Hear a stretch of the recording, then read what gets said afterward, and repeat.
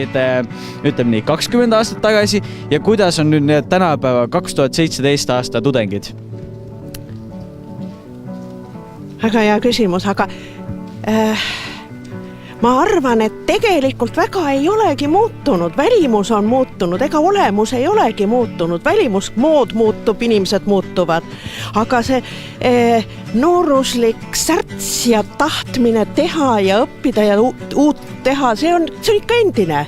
Kardinaalselt muutunud. Välimuselt on kenad, riidad on kenad, elamustingimused on väga head, aga tudengid ise on 80% ei anna rääkida.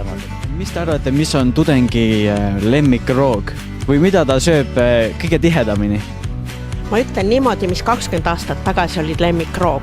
Konserv räimtomatis ja peale stipipäeva, peale stipendiumi saamist praetud kartulid margariiniga, mitte võiga, aga enne stipipäeva niisama veega praetult.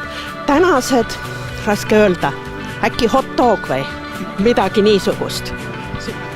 Kardan, et makaronid või praekartulid. Praekartul võib-olla. Ei, see oli vanasti, võttis maalt koti kartulid ja elas kuu aega ära. Nüüd käib Selverites ja ostab karbitoitu. Aitäh teile!